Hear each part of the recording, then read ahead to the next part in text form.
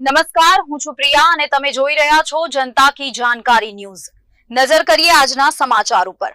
જામનગર પૂર્વ સાંસદ સભ્ય સ્વ વિઠ્ઠલભાઈ રાદડિયાની પુણ્યતિથિ મેગા બ્લડ ડોનેશન કેમ્પ યોજાયો।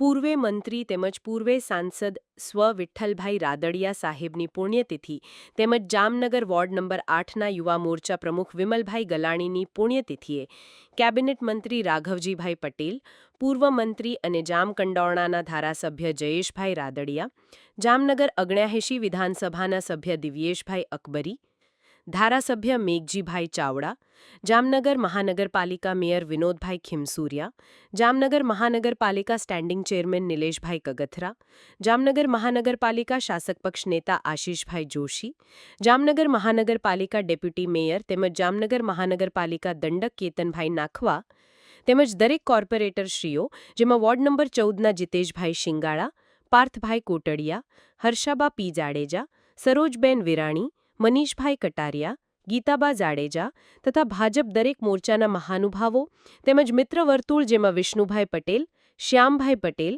દરેક ઉપસ્થિત રહ્યા હતા। આજરોજ જામનગર 79 વિધાનસભાના સભ્ય દિવ્યેશભાઈ અકબરી દ્વારા 700 જેટલી બોટલનો સંકલ્પ હતો, જેમાં આશરે 2 જ કલાકમાં 250 જેટલી બોટલ થઈ ગઈ હતી। મહાનુભાવો જેમાં જામનગર મહામંત્રી પ્રકાશભાઈ બાંભાણિયા ઉપસ્થિત રહ્યા હતા, તેમનો મહા મહેનત રહી હતી।